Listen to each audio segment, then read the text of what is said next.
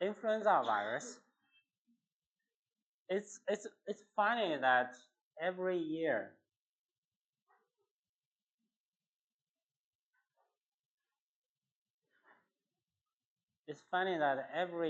at this time we talk about influenza virus every year because right now we are going through a flu season.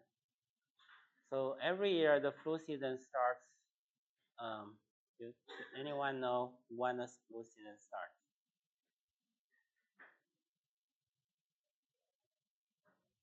It's about October, yeah. Starts October to next February. So it's a long time, flu season. And during this time, we have a higher chance of flu infection.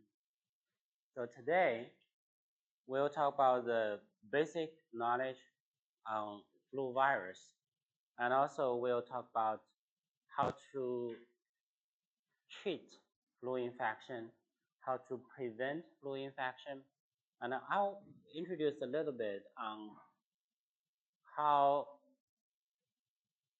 the globe cooperate together to prevent flu infection, how the flu vaccines are designed, and how it is made in a cycle that every year we try our best to prevent flu infection. Okay. Has any one of you in the classroom has infected by influenza virus? Yeah? You did?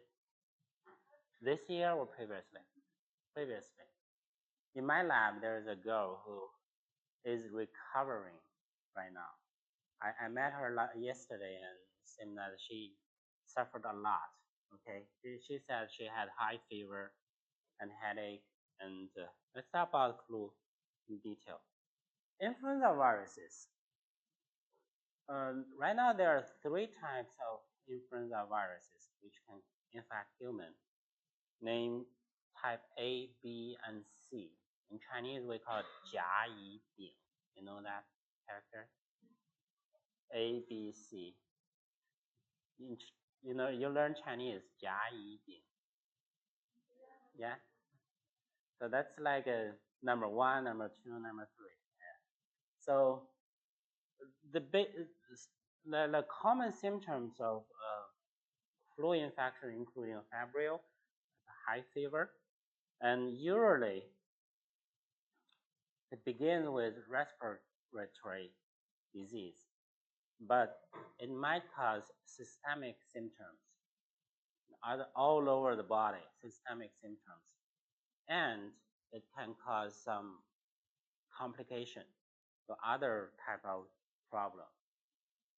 This is a picture of over 100 years ago.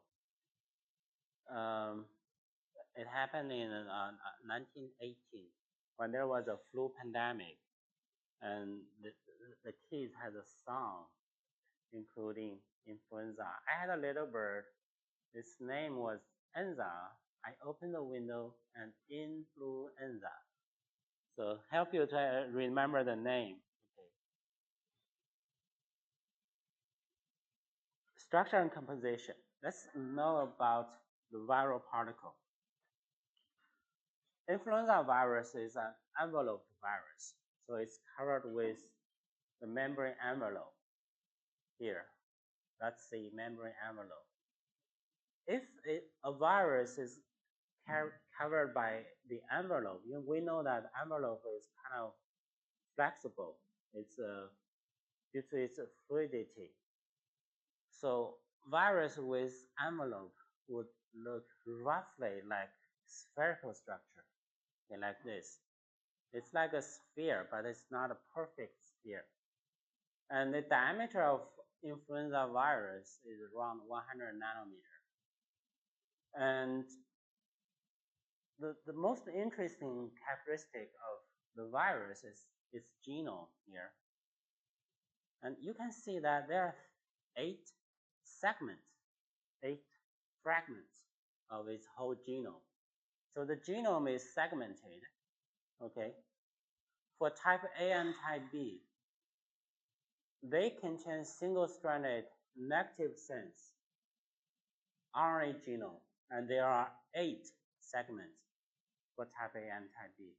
While for type C, there are 7 segments RNA, and it does not have the one encoding NA neuraminidase gene.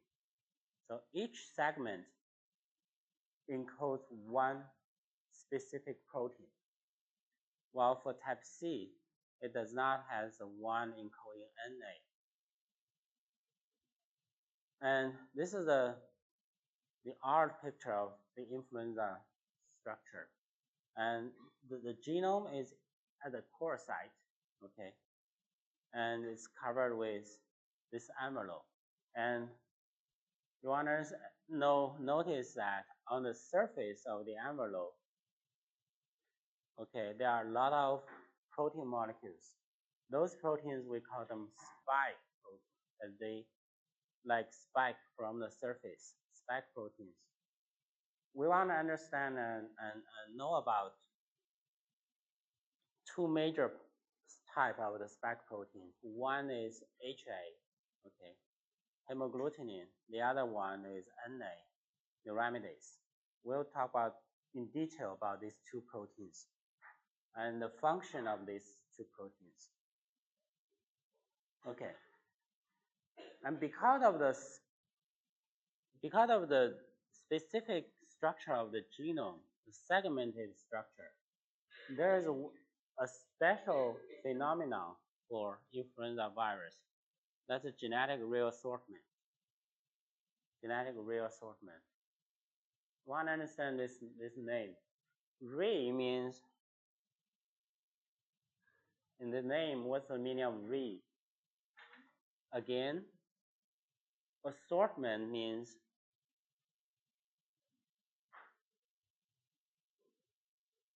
separate, right?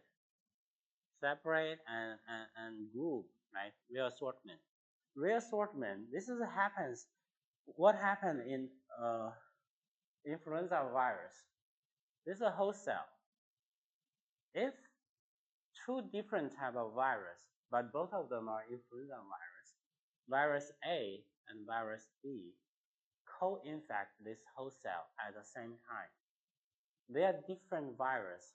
The genome is labeled in different color, like A in black, B is the genome segments are in white color. If they infect the same host cell, when new variant assemble in this host cell, it's possible that the segments might mix together, right? So that the newly formed variant particle might carry segments from both A and B, like this one, this one, this one, and this one. So this phenomenon we call genetic reassortment. This is typical for segmented genome viruses, like influenza virus. It also happens in other viruses with segmented genome. So what will happen? Before infection, you have only 2 types of virus, virus A and B. But after co-infection, you have more types of viruses. So they will generate a mixture of phenotype, mixture of protein on these newly formed type of viruses. So which makes influenza virus with high diversity. There are so many different types of influenza viruses.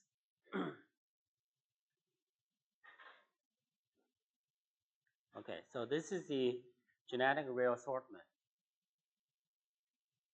Okay, we just now mentioned the 2 major spike proteins on the envelope, HA and NA.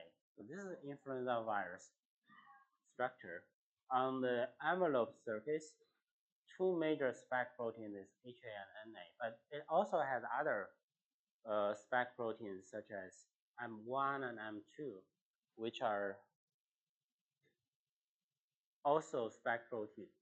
The HA and NA HA full name is hemagglutinin. What's the meaning of hemo here? Hem, blood, right? A gluten, it means a glutenate.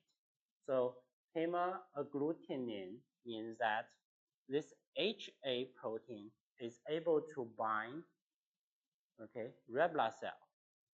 So the viral particle, the HA protein on the viral surface, combined to a red blood cell. And we can actually design this agglutination test in the lab that you mix influenza viral suspension with the red blood cell, so that the viral particle, which is relatively small, can bind to red blood cells, a lot of red blood cells, and can form a big complex. And the big complex will aggregate together and precipitate out. That's the agglutination test.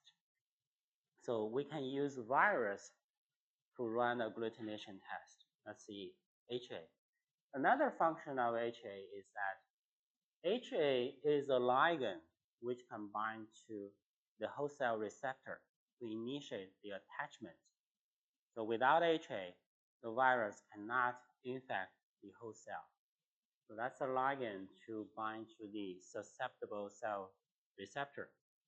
And also, HA is able to stimulate our immune system to produce neutralizing antibody. So our immune system can produce antibody which can neutralize HA, which can block influenza virus infection. So that this HA is a target of vaccine design. You can use this protein as a vaccine component to design vaccines. So that's the first protein, HA. NA here is actually an enzyme. It's a sialidase enzyme which can remove sialic acid from the glycoprotein. Okay, and this is important for the virion release. Once after the biosynthesis and assemble, the mature virus released from the host cell through a process we call budding. And when the virion is on the cell surface, they need this NA enzyme to cut the sialic acid, so that when the sialic acid is cut, the virion particle can be released from the infected cell surface. So NA is essential to make more viral to cause new infection. So we can use NA as a target of medicine design. If we design some chemical which inhibit NA activity, the new virion particle cannot be released. It cannot cause more infection. So that's two major spike proteins on influenza virus.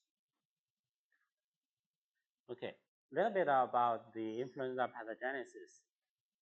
Transmission is through either the airborne droplets, the aerosol, or direct contact.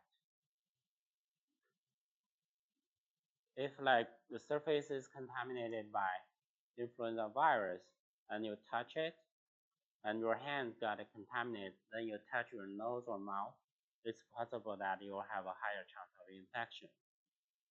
And that is why we recommend everyone, if you are infected, you want to stay at home rather than go to work or go to school. So you don't want other people surround you to get infected. And incubation period is about 1 to 4 days. It varies. The virus attacks mainly the upper respiratory tract, the epithelial cell of the upper respiratory tract. But for the elder people, it's possible that they might get lower to the lung part and set up infection. The human influenza virus, usually they only cause the upper part of infection, while the bird flu virus, the avian flu virus, it can get lower to the lung, to human lung, because in the human lung cell, they express the receptor for the bird flu virus. So that is why usually the, the bird flu virus, the avian flu virus, do not infect humans. But once it infects humans, the fatal rate is very high. Over 60% victim cannot survive. So that is the reason why. The viral infection can damage the epithelial cell in the respiratory tract. And we know that either on both on our skin or in the mucous membrane, the epithelial cells link to each other tightly so that they help us to set up a barrier of protection. But if the epithelial cell is damaged, it's possible that there is a higher chance of bacterial infection, such as staphylococci infection, streptococci infection, or a special bacteria called Haemophilus influenzae. Do you know the meaning of this? This is a bacteria name, which is a gram-negative bacteria. So Haemophilus, meaning of hemo means blood. Philus, meaning of philus, well, it actually likes blood. So Haemophilus means that this bacteria likes blood. While influenza, the name is because that for some time after people isolated this bacteria, they thought that this is a pathogen of flu. So for some time, it was believed that this bacteria is a pathogen of flu, but later scientists discovered the real pathogen. It's a virus rather than a bacteria. Haemophilus influenzae. We don't have a topic on this, but just keep that in mind. It's a common co-infection during flu. And flu infection can be severe in some people, especially the very old and very young people. This is the mortality rate after flu infection. The y-axis is the mortality rate, while the x is the age groups, like 1 to 4, 5 to 14, 15 to 24, and then 75 to 84, over 84, the different age groups. And you can see that for the seasonal flu we encounter every year, the mortality rate is a typical U-shaped curve. Okay, the dotted line is a U-shaped curve. So it can cause severe disease in very old people and very young people. So that's a common seasonal flu. But during we mentioned that the 1918 pandemic, the flu pandemic, the mortality rate is different. It's like this curve, kind of like W curve, which means that it's still high mortality rate for very young, very old people, but it also relatively high for the young people, like especially those people from 25 to 34.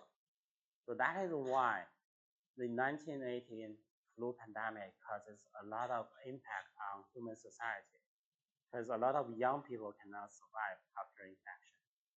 Okay, and it can also cause problem in immunocompromised people if their immune system cannot work properly, or that they are receiving some medicine, some therapy, and the immune function is inhibited.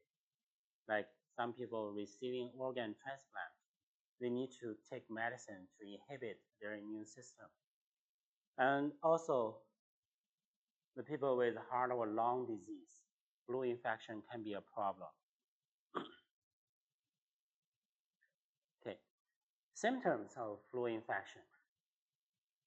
before last year, I can only recite these names to students because I never had any experience of flu infection. But last year, by the end of the year, I got infected.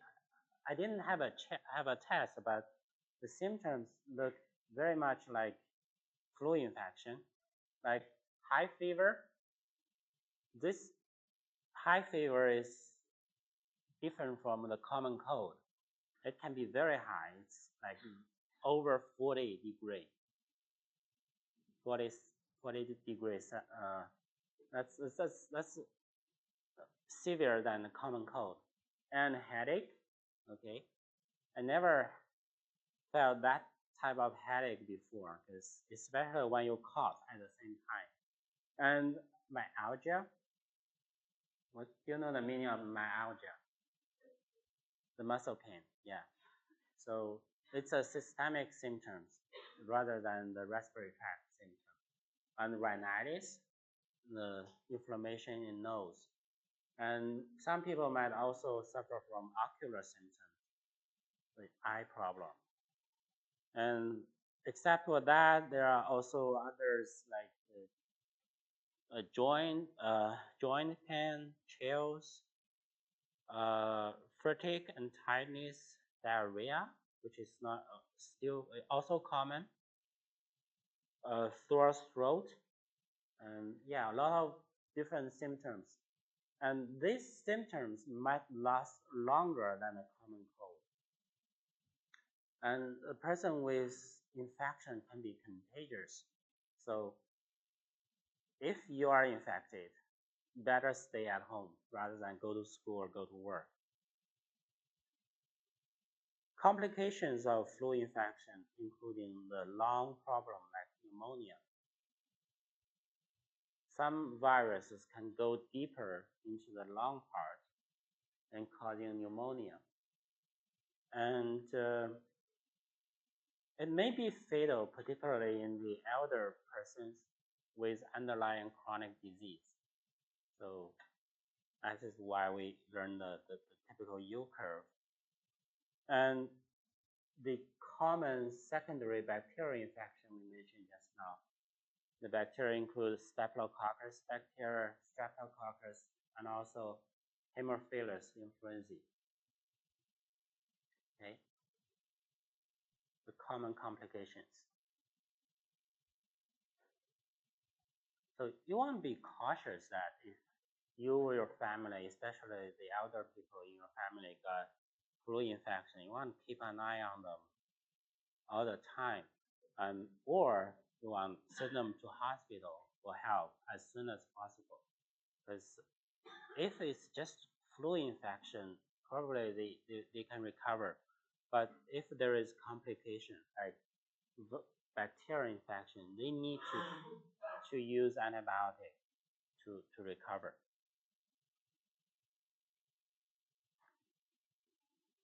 Okay, there's something wrong with this slide. And when we talk about the general knowledge on viruses, we mentioned that the viral genome have a higher chance of mutation, higher opportunity of changing. The reason is that when they replicate their genome, especially for the RNA viruses, they don't have the proofreading mechanism. So if there is some mistake happen, if there is some mutation happen, they cannot sense the error and correct it. So that is why, especially for the RNA viruses, they have a higher chance of mutation. And this mutation happens a lot when they replicate in human, in a host, so that they can accumulate the point mutation more and more. And this accumulation of point mutation lead to the minor antigenic changes in the genome, so that well, you have one point mutation, another point mutation, and finally the antigen might be different from the previous one. And this we call it the antigenic drift. antigenic drift. That's a minor change on the antigen, which causes the gene mutation and also amino acid change in the protein. Once your protein is changed, even though it's in a lower scale, like point mutation, our immune response can no longer protect fully because the antibody produced by your B cell is designed according to the previous antigen. But now your antigen has some point mutation, like some amino acid change, especially the amino acids on the hotspot, so that your antibody cannot bind to the antigen with high affinity. So it cannot provide us a full protection. And this can cause sporadic outbreaks or limited epidemics due to the antigenic drift. It's a low scale problem. Well, another problem is antigenic shift. You know the meaning of shift?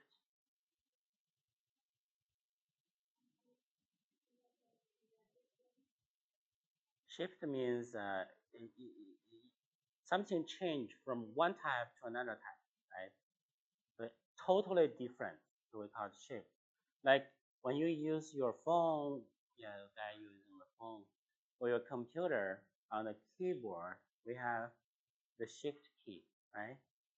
So if you push down the shift key, function of other keys will be totally different to another function. So it's a totally switch. So that's a antigenic shift. It's a major antigenic changes in HA or NA, which causes the appearance of a new subtype, totally different subtype. And this occurs due to genetic exchange or reassortment. So that's the one we mentioned just now. If you are infected by two different viruses at the same time, they exchange their genome segments. A new virus might carry a new property, a new combination of the antigen. And this we call the antigenic shift. After the antigenic shift, the pre-existing antibodies probably do not protect anymore because the antigen is completely different from the target of the antibody. So, and this can cause pandemic problem.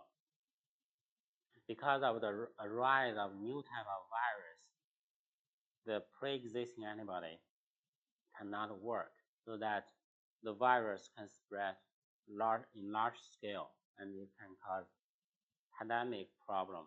Pandemic means global spreading of the virus. So this is the antigenic shift. Okay, this picture gives us a direct impression of the difference of antigenic shift and drift. For shift, okay, the host cell is infected by two different viruses, A and B, and then it regenerates a new type of virus, C, which expresses both the characteristic of B and A. So it's like a new combination of the antigens. While for the drift, it's just a part of the antigen changed, and that's a minor change due to the accumulation of mutations over time. Okay, get back to the we talked about this curve just now, to the influenza A, type A pandemics. Probably we mentioned the story a little bit before. The big pandemic happened 100 years ago, 1918 to 1919. Do you know what happened in 1918? if you learn history. Well, end of World War One. End of World War One. Actually, influenza virus played a role in ending World War One. The outbreak happened during the war, um, in both sides of the battle. It was believed that that outbreak is due to type A virus, H1N5 virus, which was carried to the battlefield in Europe from America. When the American army joined the war, they bring the virus from, well, somewhere in America, Kansas camp to Europe. Then the virus spread in both sides of the army. So a lot of soldiers got infected and sick. They cannot fight anymore. Okay, and that's during the wartime that both sides want to hide the information. They don't want others to know that their soldiers were sick, so they don't report the problem. And at that time, there was a country, Spain. Well, they actually is not involved in the war. It's a neutral country. They're not involved in the war. And even their king got infected by the virus.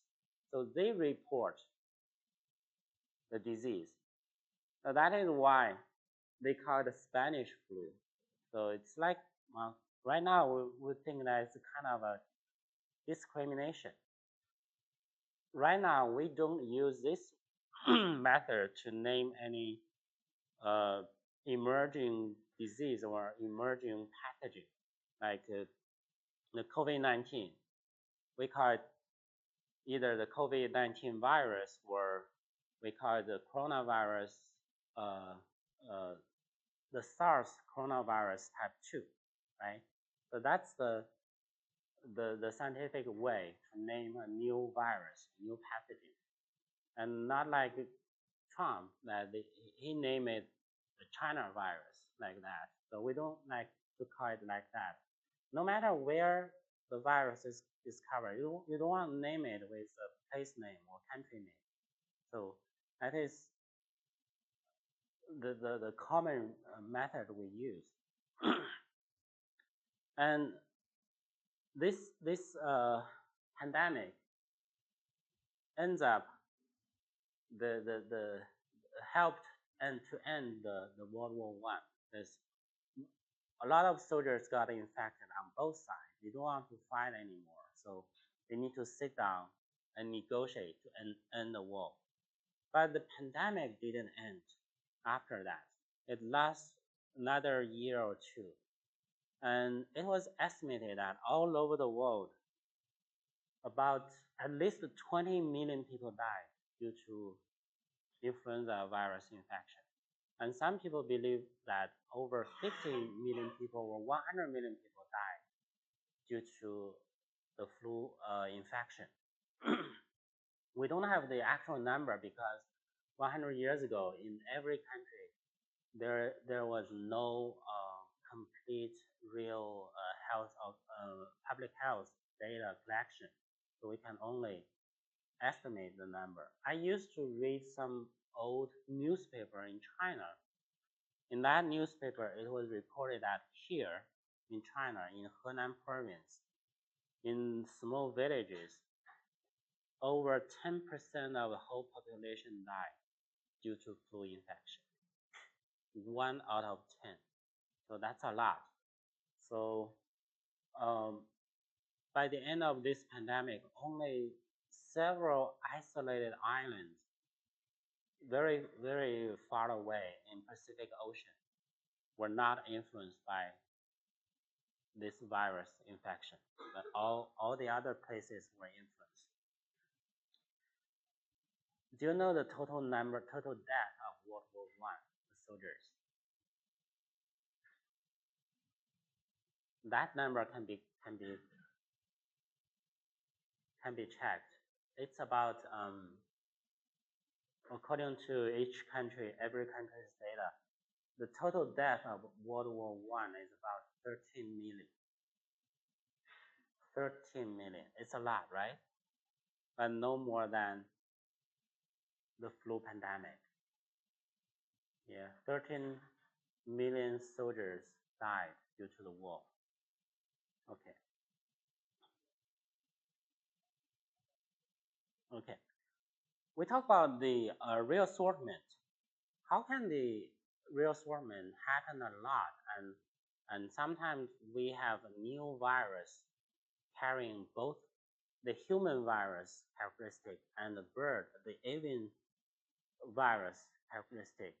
The reason is that the flu virus from both the human and the birds can co-infect pigs, the animal pig.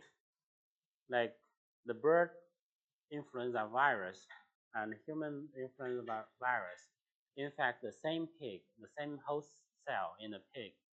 It serves as a mixing vessel for reassortment between avian, the bird, and the human influenza virus. And this is what happens. Okay, here.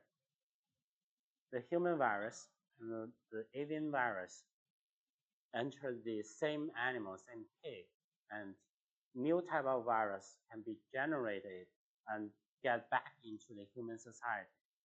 This is not a easy problem because humans have been cultivating pigs with a long history. And you know, when people settle down, like 10,000 years ago, when they settle down in small villages, they try to tame the animals, different type of animals. And pig is one of the early animal which is trained to live with people. And they actually in ancient time, the animals actually live close to human. Okay, they live in the same house. Okay, and it's possible that the animal can transfer their own pathogen to human, both bacteria and virus.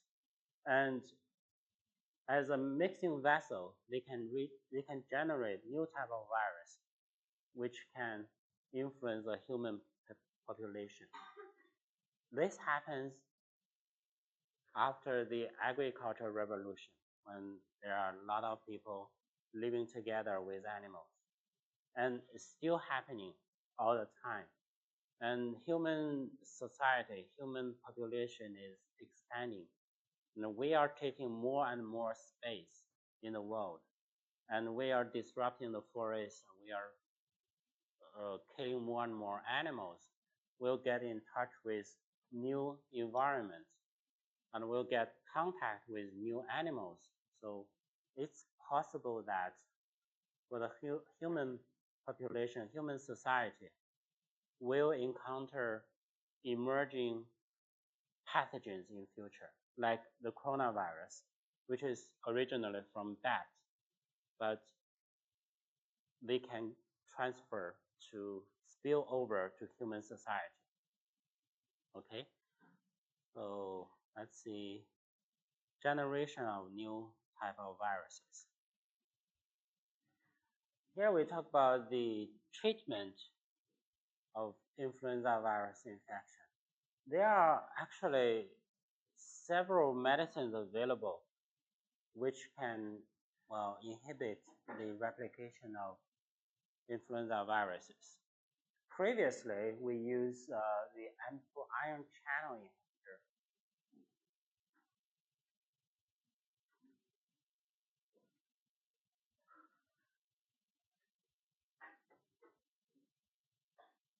Ready? M2 ion channel.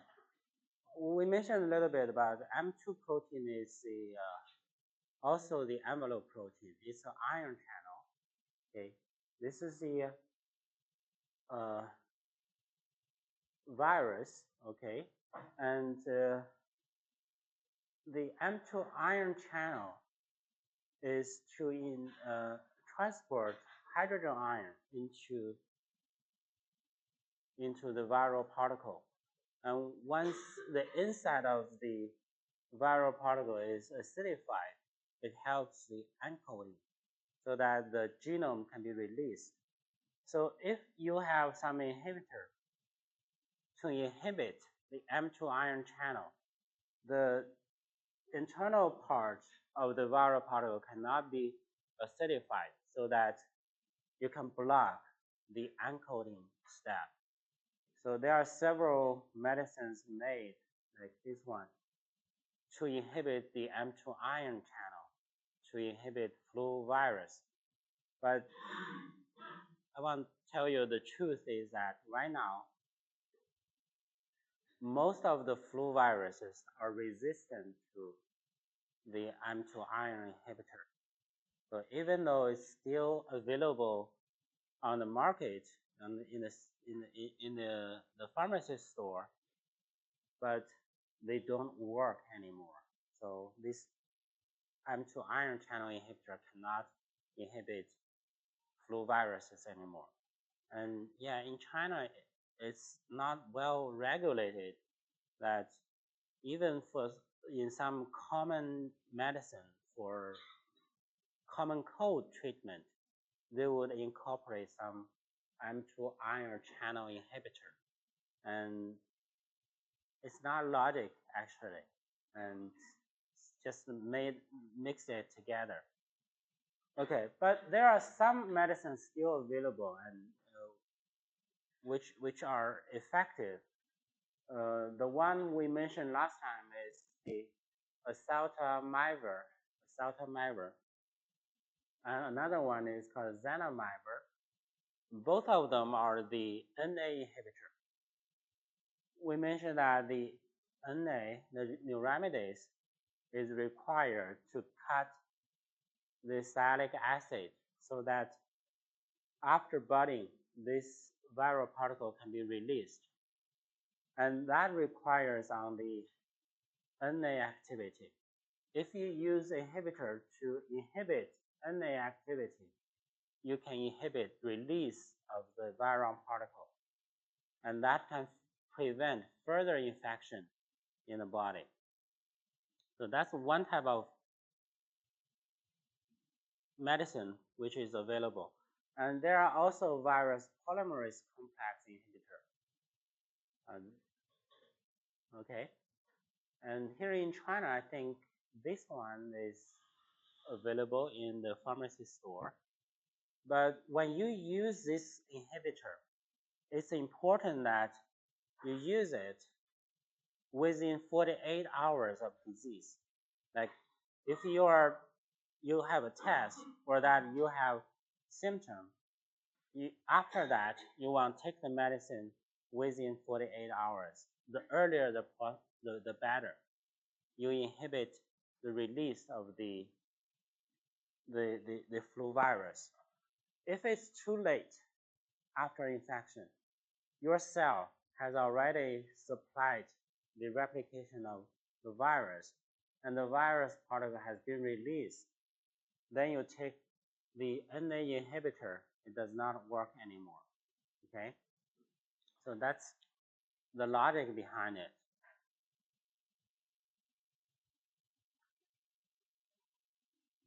Okay. As we mentioned that for viral disease,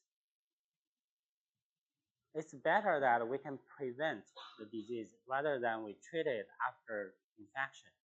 So here are the prevention and control measures we can take using vaccines we mentioned before.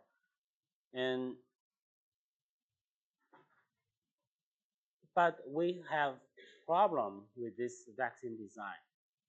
It is difficult to prevent influenza by immunization because of the antigenic drift and shift in viruses we mentioned just now. The virus is changing fast, and if you design some vaccine and after some time it does not work anymore, so that's a problem. And based on this problem, the antigenic drift and shift problem, every year we should design a new vaccine based on data analysis. We should predict which would be the major strain in the next season. So we would predict and then design a vaccine against the next year. So each year we choose the variant of each subtype, the best to use for optimal protection for next year. Now let me show you the procedure, how the whole world work together to make the vaccines. And it is now being talked that the current strategy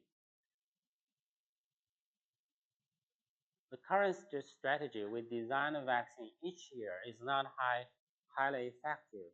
Is it better that we should design some, well, universal vaccine, like the vaccine targets on some stable protein, which can provide a long-term protection, and especially those ones after the vaccine, it can provide several year protection. You don't have to get the shot every year. So that's the strategy to make universal vaccine. And it's being talked, and some labs are working on it in different ways. Especially in recent years, some labs are working on the messenger RNA vaccine to make the universal vaccine. So hopefully, in future, we should have some new type of vaccine available and make it easier, so we don't have to have a shot every year. And you guys are working on a review on that, right? The universal vaccine. Okay. Okay, this is a picture. This is a cycle. Shows us how the whole world is working together to make the flu vaccine, the current strategy. So it starts here. Usually this starts, well, actually from the current flu season. During each flu season all over the world, there are a lot of organizations, especially the national labs in different countries.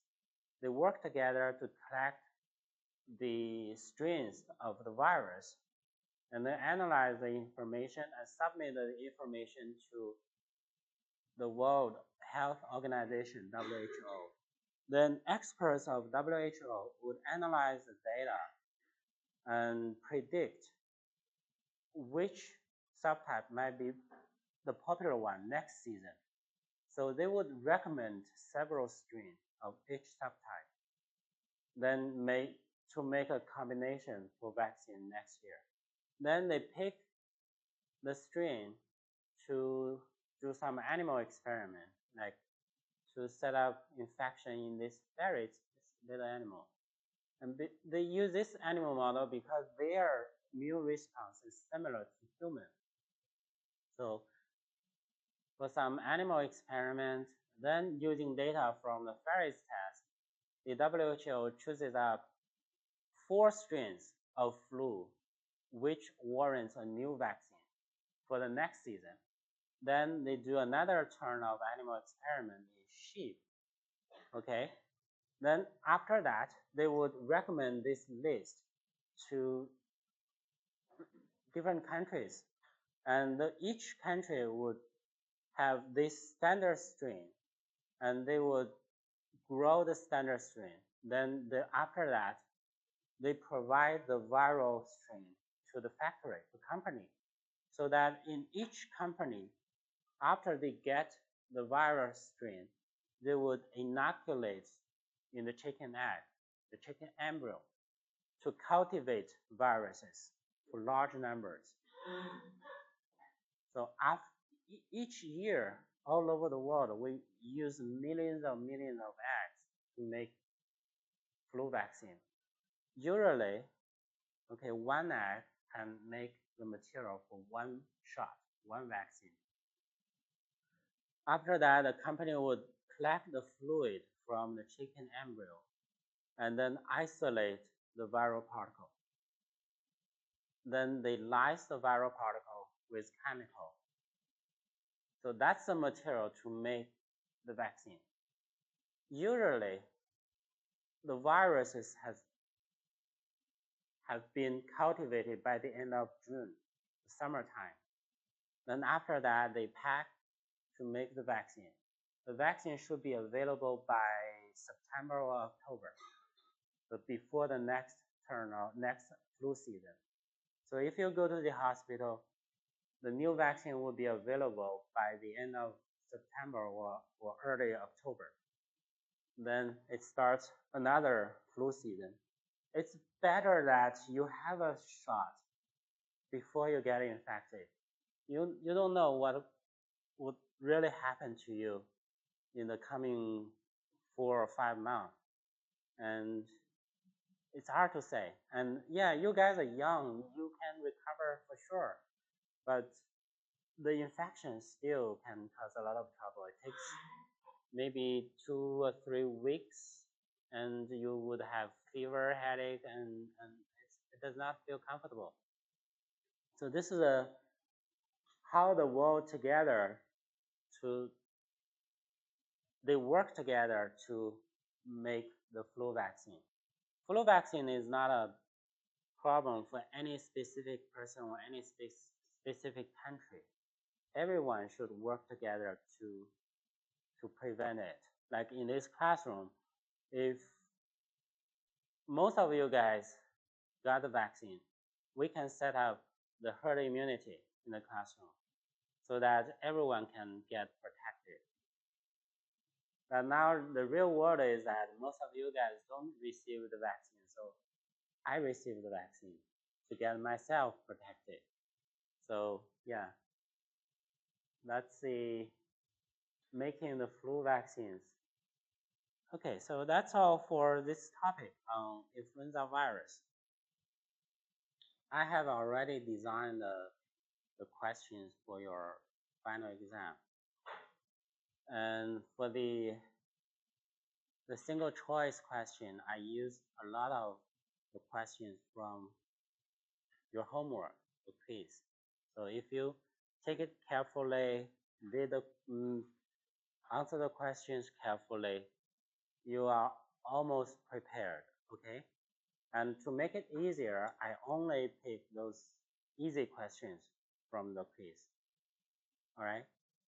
And in our homework, the quiz, each question has 5 options, right? A, B, C, D, E. But for your final exam, you only have 4. So it's much easier. And after I design the questions, I use AI to summarize the questions. So that's this file. So it covers the questions. It's more focused on the questions. And also that's, well, consistent with, in my mind, the important knowledge we should master in our presentation. Okay, we'll go through it one by one. This is a similar order as we give the lecture. First one, we want to understand the fundamental concepts and classification of microorganisms. So this is the introduction part. We introduce different types of microbes,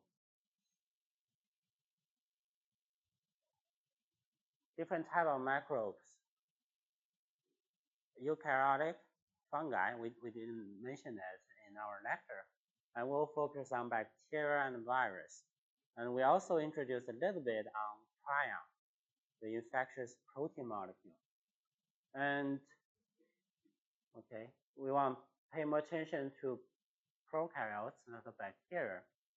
And for the introduction part, we also introduced several important famous scientists like Pasteur, Koch, Dr. Lister, okay, and you know their story, and you need to know their major contribution to this area, to microbiology. Then we began to learn bacteria parts. Okay, that's general knowledge on bacteria, the cellular structure, and their major components. Okay, the cell wall structure, the chemical components in the cell wall, and Like in gram-positive bacteria, the peptidoglycan. In gram-negative bacteria, we introduce LPS in detail. You want to know the location of LPS, the characteristic of LPS, okay? The structure of LPS, so everything in this file. And we also introduced other structures like flagella, function of flagella, pili, and its function, capsule and its function. And for Staphylococcus, we introduced protein A. So the major function of protein A is to inhibit phagocytosis. And then we introduce the bacterial spores, endospores. And we have a separate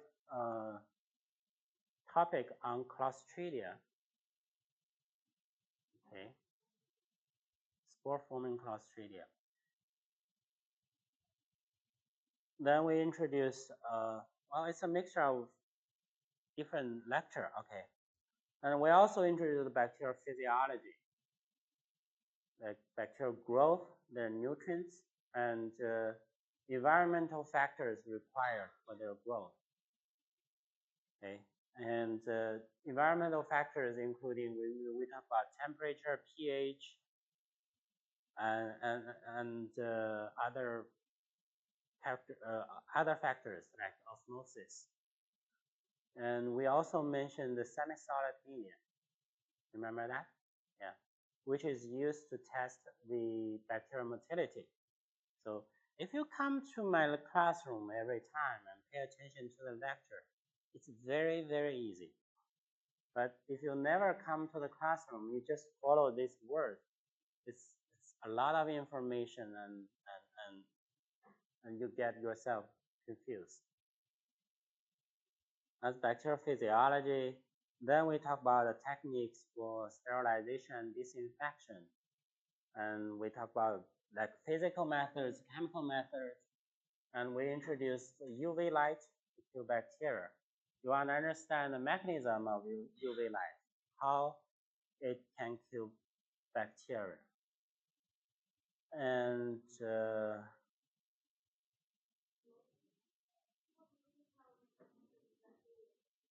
it's in the PPT. Yeah, that's the mechanism. It's in our PPT. The UV light shining on the bacterial DNA, it can cause the thymine dimer. And the numerous thymine dimer can cause damage on DNA or scar on the DNA and can kill the bacteria. So that's it. We don't have writing questions for you. So you just understand the mechanism. You pick the correct answer. That's it. Easy. Then we talk bacterial genetics and horizontal gene transfer. You want to know the components of bacterial genetics, their genome, the definition of genome, definition of chromosome, and also plasmid. And we also introduced transposon, right? And bacteriophage, those important parts.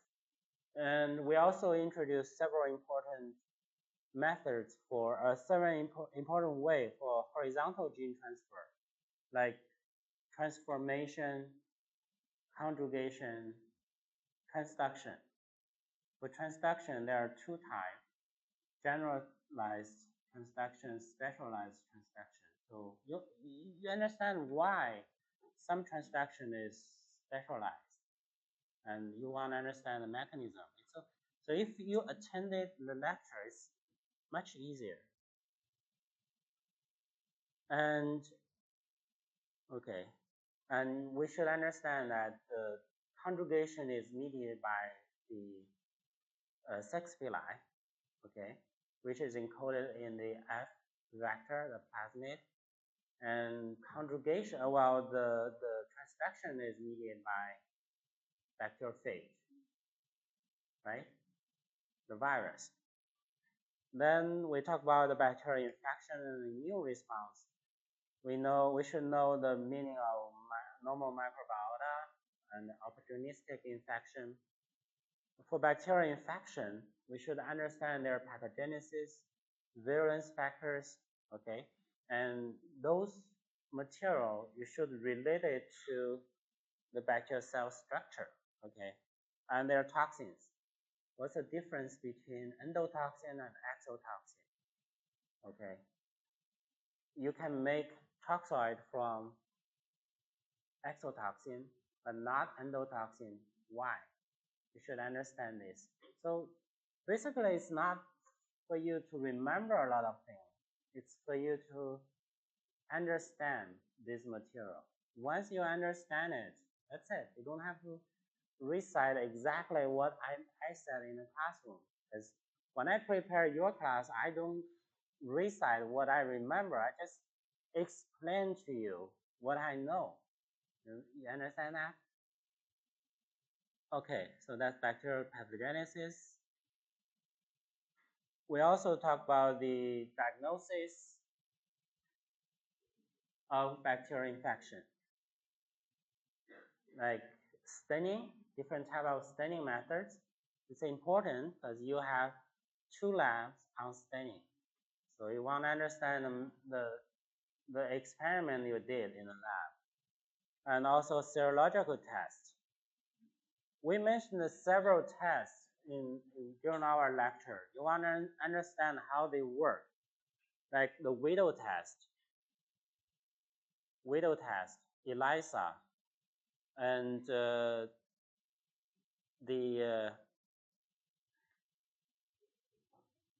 ELIC test, shake test.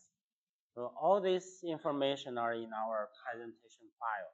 You want to understand remember the name, understand how it's carried out, and understand the mechanism, how these tests are designed. So once you understand this material, that's not a problem. And later we introduce the major bacterial pathogens.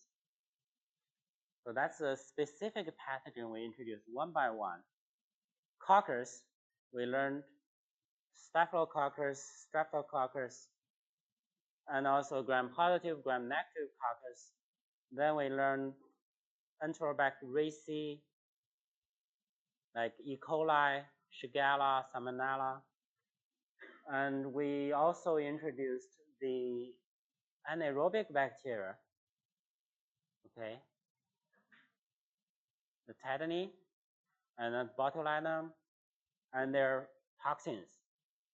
They produce neurotoxin, but those neurotoxins work in different way. You understand each toxin, how it influences our immune, our neural system. Okay, the tetany toxin and botulinum toxin. Then we come to the virology. We learn the general knowledge on viruses, the structure, chemical components, okay, and also classification, and especially the viral replication, the life cycle of viruses. The different DNA virus, RNA virus, they replicate in different way. And then we will learn the specific pathogens, the viral pathogenesis, okay, and also antiviral drugs. That's the chemotherapy of viral infection, viral vaccines, and specific viral pathogens. We'll introduce influenza virus today, and we'll learn hepatitis virus, HAV to HEV, and we'll also learn enterovirus. That's the poliovirus is the major one, and we'll introduce HIV. That's the major human pathogen right now, the retrovirus. For each virus, you want to know their pathogenesis, their major antigen, their structure, And they're like HIV, you also want HIV and HBV, you should understand their life cycle, how they replicate in human cells. So that's all for this semester. I know you guys are working on your final exam, you're preparing for it right now. So I'll just go through this file. Pay more attention to this summary. This summary is a summary of the question you will encounter, okay? It's more specific, more focused, okay? So you don't have to ask me again about the exam. This is the exam, all right? Okay, so basically that's all for today.